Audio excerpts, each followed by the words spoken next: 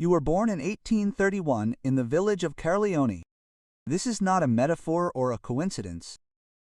Caerleone in the mid-19th century is a few hundred stone houses on a mountainside in central Sicily, surrounded by parched wheat fields and olive groves that are not yours and never will be. The population is peasants, farm laborers, shepherds, all poor. Some are humble, others are not. Your father is a gabellota. This word must be understood correctly. He is neither a landowner nor a peasant. He is a middleman. He rents land from an absentee baron who lives in Palermo or Naples and never comes, and then leases it out in small chunks to the peasants for a share of the harvest. Gabellota is the first layer of the system that sucks everything from the land. The baron gets paid without getting his hands dirty. The father gets his share by making sure the peasants pay. The peasants get what's left. Usually, it's barely enough to survive until the next harvest. You see how this chain works from childhood. You see that strength isn't in the land or in the work. Strength lies in the one who stands between the land and the work. Your mother dies of fever when you're 9. There are no doctors in the village. The nearest one in Palermo is 2 days' journey away. Your father drinks for a week, then takes up work with double the intensity. You're the eldest of 4 children. From the age of 10, you've been herding other people's sheep in the mountains. It's called work, although they pay for it with food and a night's lodging in a stone barn. You spend months in the mountains. There are no laws there. There's only you, the sheep, the machetes on your belt, and sometimes other shepherds with whom it's best not to quarrel. Sicily in 1831 is an island that has changed hands several times over the past 100 years. The Spanish, the French, under Napoleon, more Bourbons from Naples. Each new owner brings his own officials, his own taxes, and his own contempt for the locals. The state is always something distant, alien, and hostile. The carabinieri appear only to collect taxes or arrest undesirables. Justice is a concept that in Corleone is not decided in court, but between people, in person, with weapons if necessary. At 13, you see a murder for the first time.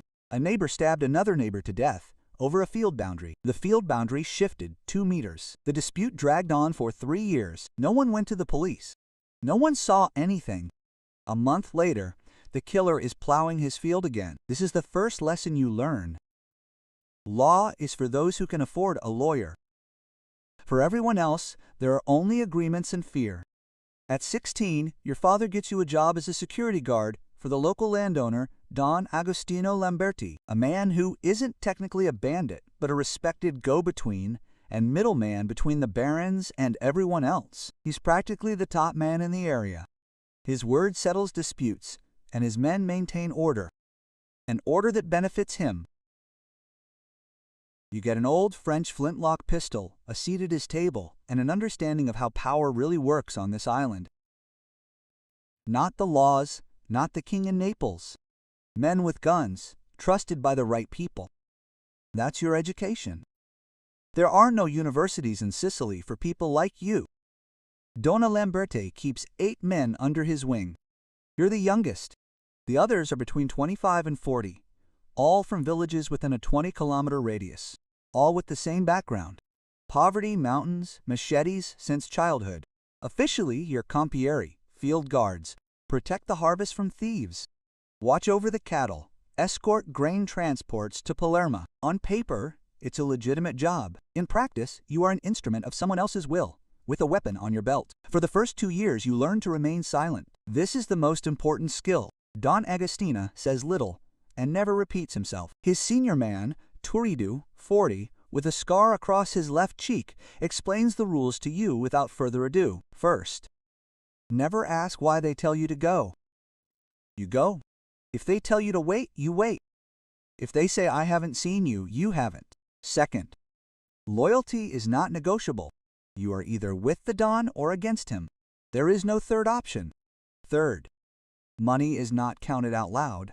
Received, taken, shut up, you now have a better weapon. The Don hands over a lupera, a sawed-off hunting rifle with a shortened barrel. This is a Sicilian weapon, inelegant, inaccurate, at a distance of more than 30 paces, but in a narrow alley or an olive grove, absolute. You're taught to clean it every day, to load it in the dark by feel, to hold it under the flame so it's invisible but reachable in a second. You practice until the movement becomes automatic. In 1849, there's an uprising in Sicily. The revolutionary wave that swept across Europe in 1848 reaches the island late and with local specifics. The peasants want land. The urban liberals want a constitution. The Bourbon King Ferdinand II wants everything to remain as is. Neapolitan troops suppress the uprising harshly. Artillery, arrests, executions in Palermo. Donna Agostina behaves cautiously during these months, publicly supporting neither side. Privately, she sells information to both sides. You begin to understand the second lesson. A smart person doesn't choose a side. A smart person sells services to all sides and doesn't end up on the losing side. Your first real mission occurs in 1850. Baron Santiago Manzella, a landowner from Castelvetrano, neighbor and competitor of Don Agostina, refuses to pay for the water from the canal that runs through his land but historically belongs to the community. The legal issue is murky. Don Agostina wants to resolve it differently. You and Turiddu are sent at night to the Baron's fields. You set fire to 3 stacks of wheat and cut the irrigation canal in 2 places. No one is hurt, only property. The message is understood correctly. A week later, the Baron pays. You return at dawn, hands in your cloak, and realize you've crossed a line. An immoral one. You crossed a practical line earlier, back in the mountains with the shepherds. Now you're not a guard, you're a man who does what others don't want to do with their own hands. It's a profession. It has no name in official documents, but everyone in Sicily knows what it's called. Turiddu looks at you on the way back and says, the natural thing he will say all morning. He held up well. For him, this is speech. By the age of 20, you can read by syllables. Your father taught you. He believed that even a farm laborer needed to read. Do you know how to ride a horse, navigate the mountains at night, shoot a lupara and a pistol, negotiate with peasants on behalf of the Don, first by voice and with other arguments if the voice does not help? Do you know how to remain silent during interrogation? The Carabinieri detained you twice on minor grounds. Both times they released you after a day because there were no witnesses. And the Don sent the right person with the right word to the right officer. The system works. You are part of the system. For now it seems like strength. 1851. You are 20 years old. Don Agostina summons you separately from the others for the first time in 4 years of service. This in itself is a sign. His office in Caerleon is a room with thick stone walls, a crucifix above the door, a bottle of Marsala on the table, which he never opens in front of strangers. He looks at you for a long time and says, there is a man in Palermo who needs reliable people, not for the fields, but for the city. You will go and introduce yourself on my behalf. That's not a question. Palermo the blow after Corleone. 150,000 people. The port, the markets, the barons, palaces next to the slums, where a family of 8 lives in one windowless room. The smell of the sea, fish, sewage, and jasmine all at once. Spanish architecture, French pretensions, the Bourbon police, which takes bribes at a set rate depending on the severity of the crime. The man you are being sent to is Don Caligera Villabate. He is 52 years old. He is a sulfur merchant. Sicily at this time is the main supplier of sulfur to Europe. Without it, not a single gunpowder factory on the continent works. Villabate controls 3 sulfur mines in the province of Agrigento and export contracts through the port of Palermo. Formerly a successful businessman, in fact, he is the nodal point in a network that entangles half of western Sicily. Later it will be called the Mafia. Now there's no name. There are simply people who have made an agreement among themselves, and everyone else who pays. Your job in Palermo is to accompany them. Every week, Villabate makes the rounds of his debtors, partners, and the merchants he controls. You ride alongside, silent, present. Sometimes that's enough. When a person sees that behind the Don there's someone with a gun and a calm gaze, the conversation becomes more productive. Sometimes it's not enough. Then the conversation continues without the Don, later, in another place, and you participate more actively. Through Villabate, you first see how banditry intertwines closely with politics. In 1852, an official from Naples arrives in Palermo an inspector for the royal administration named DeMarco, sent to inspect the tax revenues of the sulfur mines. DeMarco is an honest man, a rarity and a problem at the same time. Velabata receives him with dinner, marsala, and a conversation about hunting. DeMarco politely declines everything, and the investigation continues. Then Velabataya calls you. The task is simple. DeMarco must understand that Sicily is no place for honest Neapolitan officials. Not kill. That would create problems with Naples. Frighten. You and 2 men intercept the inspector's carriage on the road outside the city, stop the horses, and silently stare at him through the open door for exactly 1 minute. No words, no violence. Just 3 armed men who know where he's going and when. DeMarco returns to Palermo, writes a report that no violations were found, and leaves for Naples in 3 days. This is the 3rd lesson. The most effective violence is the kind that never happened. A threat is cheaper than execution and leaves no trace. By 1855, you have a reputation. A quiet one. A loud reputation in Sicily is a death sentence sooner or later. Quiet. Among the right people, they know there's a man from Scarlione, reliable, doesn't talk much, understands what needs to be done without unnecessary explanations. They start hiring you directly, bypassing Velabate, bypassing Don Agustin. Small tasks. Escort a shipment. Talk to a debtor. Deliver a letter that's best not trusted by mail. The money is different now. Not a farmhand's wages, but real money. You rent a room in Palermo, buy a decent horse, a decent weapon, a Belgian pistol with a cap block, accurate and reliable. Everyday life seems ordinary. In the morning, coffee at a tavern where the right people gather, a day of meetings, travel, waiting. In the evening, another tavern or home. Sunday is a must for church. It's not faith, it's a social ritual. There, they agree on matters that cannot be discussed elsewhere. You go to confession once a month. The priest knows what you do. He too remains silent. The church in Sicily has its own agreements with all parties. In 1856, you marry Rosa Conti, the daughter of a small merchant from Calça Quarter. Not for love, and not for calculation in the usual sense. It's just that a lonely man of your profession raises unnecessary questions. Family is normality, cover, anchor. Rosa knows what you do. Much the same way a fisherman's wife knows the sea. She understands what's dangerous, doesn't ask for details, prays. Life works, the system holds. Until, in 1860, Garibaldi's red shirts appear on the horizon, and everything you've built for 7 years begins to shake. May 1860. Giuseppe Garibaldi lands in Marsala with 1,000 volunteers in red shirts, and in 2 weeks crosses half of Sicily. The Bourbon army retreats faster than it advances. The peasants greet the Garibaldi with flowers. They think liberation has come. You look at this from Palermo and think one thing. The master is changing. Not the system, the master. Velabate thinks the same. In June 1860, when the Garibaldi enter Palermo and the Bourbon governor flee to the ship in the port of Naples, Don Caligera makes a decision quickly and without hesitation. He sends you with a letter to one of the commanders of the Garibaldian column, a certain Colonel Giovanni Carrao, a Sicilian by birth, a man he can speak to without an interpreter. The letter is short. Velabate offers the new government the same thing the old one did.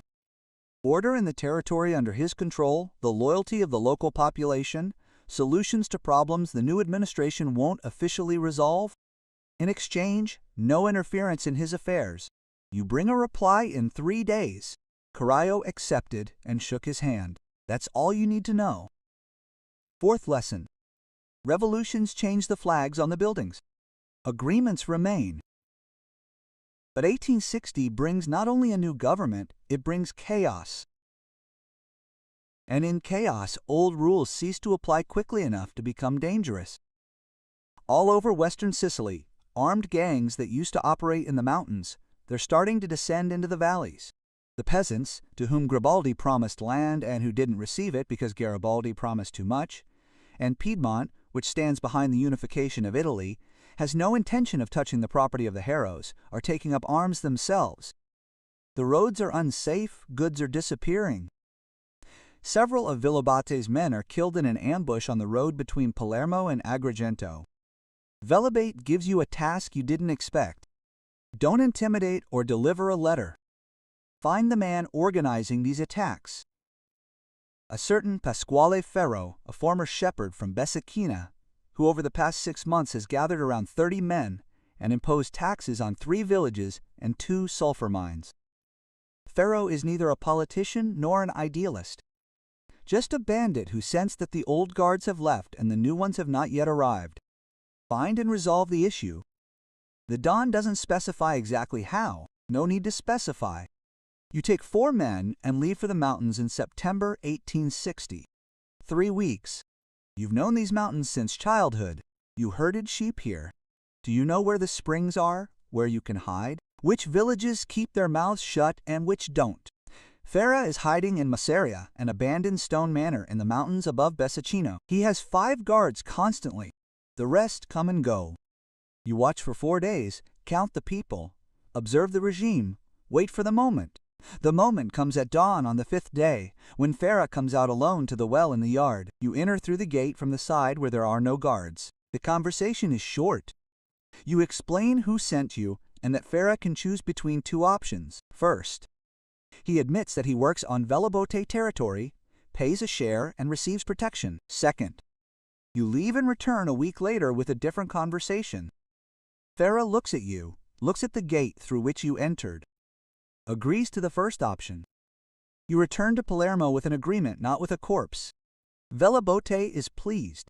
Corpses create problems. Agreements create structure. This is the 5th lesson, and the most important. True power does not lie in killing, but in people choosing to reach agreements. But October 1860 brings something no one fully expected. Sicily votes to join Piedmont and becomes part of a unified Italy. The new state brings new laws, new officials, and a new idea from the north. Sicily must have the kind of order Turin understands. The Carabinieri begin real raids. Not Bourbon police, who can be bought for a certain sum, but Piemontese officers, who consider Sicilians savages and want to correct this by force. In December 1861, you are arrested for the first time seriously, not for a day, as before, but for 3 months in the Palermo prison near the Cordon. The charge: participation in an armed attack on a government official. That same episode with DeMarca, 9 years earlier, emerges from some archive. There's no evidence, no witnesses, but the new government demonstrates intent. 3 months in a cell for 8, where there are 14 of you.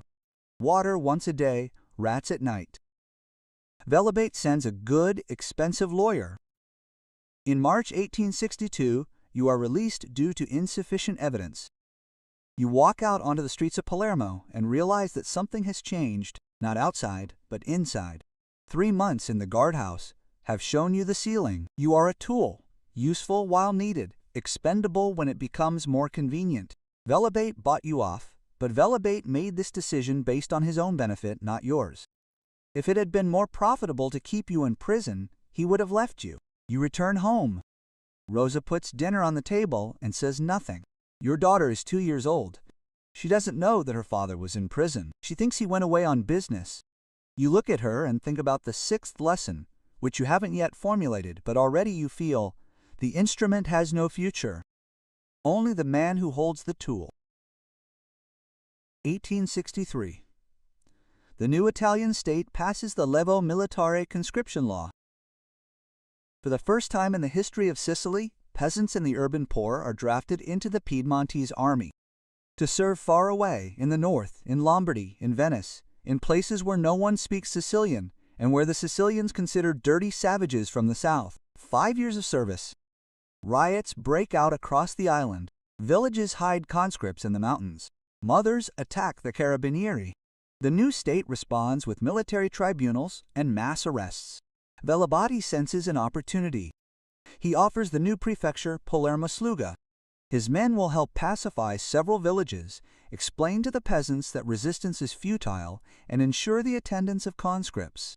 In exchange, several cases against his men are officially closed and a concession for a new sulfur mine in the province of Caltanissette. The prefect, a Piedmontese, named Giovanni Pagliari, a pragmatic man, he doesn't agree right away, but he does. You're sent to Besicchino, the Carioni, and 4 other villages. Your task is to convince the families of hidden conscripts to hand over their sons. You go from house to house, talking to the fathers quietly, without making any threats. You simply explain that hiding is useless, that the Carabinieri will come if they don't, that Don Caligera will make sure the boy is treated properly. Most agree. Some don't. You don't touch them, you simply give the Carabinieri their address in an anonymous note. The result is the same. This is the first thing that begins to destroy you. Violence. You've seen enough of it. Betrayal. You grew up in these villages. You're a shepherd in these mountains. You know these people. Now you're handing over their sons to a foreign state for a concession to a sulfur mine belonging to a man who sits in Palermo and drinks marsala. You tell yourself it's work. It sounds less and less convincing with each village. In 1865, Turiddu, Villabate's oldest man, dies, the same one with the scar across his cheek who taught you to be silent 15 years ago. He dies not from a bullet, but from pneumonia in the winter of his bed. You go to the funeral, look at the coffin and think, that's it, 15 years of service, a wooden box and 10 people in the cemetery. Villabate doesn't come, but sends a wreath.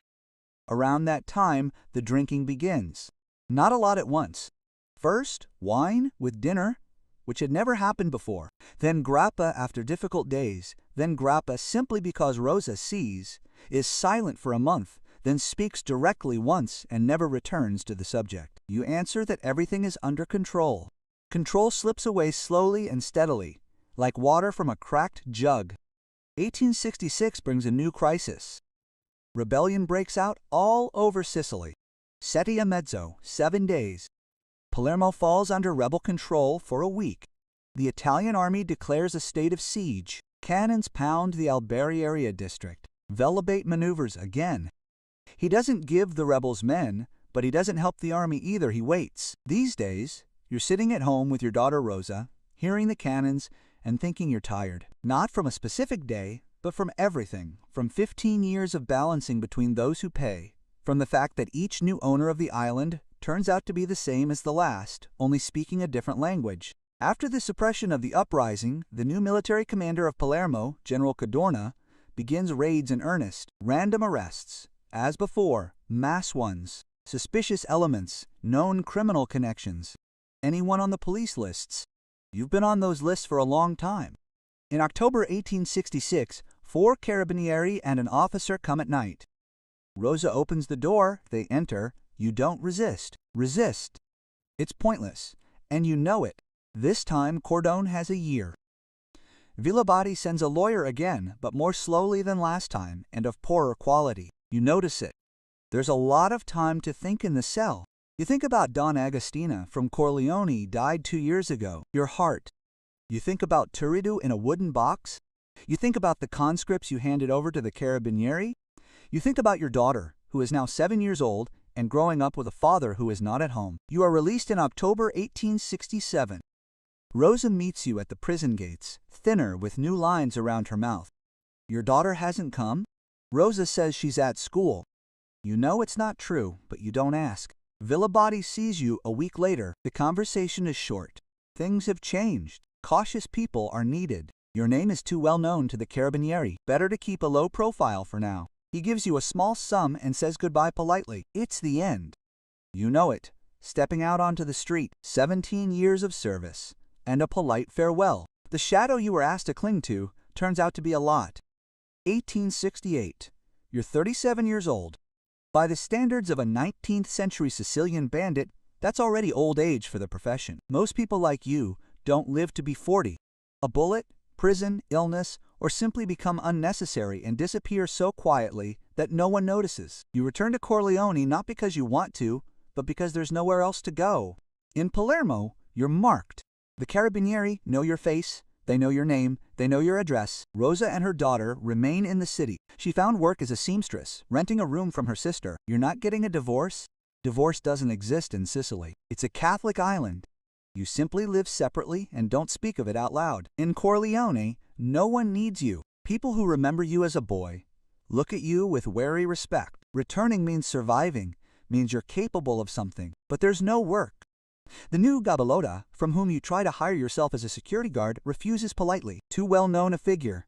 Unnecessary problems with the authorities. You hire yourself out to herd sheep. Literally, like at 13. Mountains, animals, silence. Life has come full circle. You drink seriously now. Local grape grappa. Cheap and evil.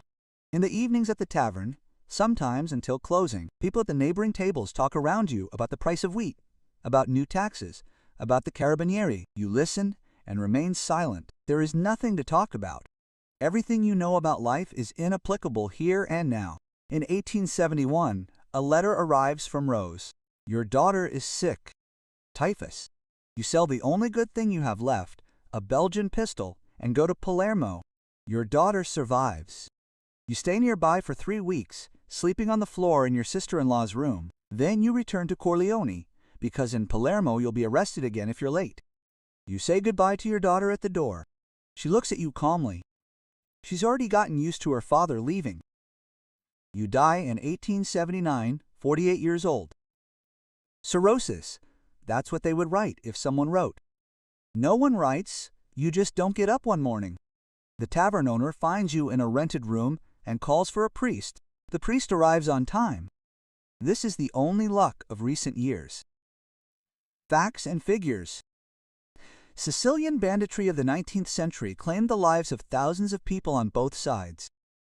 According to Italian historians, between 1860 and 1880 alone, more than 20,000 documented political assassinations were committed on the island. The average life expectancy of an active bandit did not exceed 40 years. Most ended in prison, a bullet, or poverty.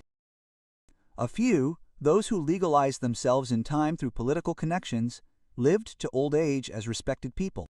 It was they who became the foundation of what was later called the Cosa Nostra. Myth versus reality. Myth. A Sicilian bandit, a noble robber, a defender of the poor. Reality. A tool of the rich against the poor. 9 out of 10 operations are aimed at protecting the interests of landowners and merchants, non-peasants. Myth. Omerto. Code of honor. Reality. An instrument of control. Silent. Silent on principle, because speaking is mortally dangerous. Myth. The mafia arose as resistance to foreign occupiers. Reality. The mafia arose as a commercial structure serving local landowners long before Garibaldi. Foreign occupiers were just another client. Myth. Bandits lived richly. Reality. Those who hired bandits lived richly. The performers themselves died in rented rooms with cirrhosis. Myth. This is the romantic era of daggers and honor. Reality. Mountains, cold, lice, cheap grappa, and an unmarked grave. No romance. Results. 48 years. 20 years of active service for people who outlived you by decades and died in their beds. 1 wife who lives separately. 1 daughter who is used to the absence of her father. 1 pistol, sold for her treatment, the only expense of which you are not ashamed. Nearly no money, no name to pass on.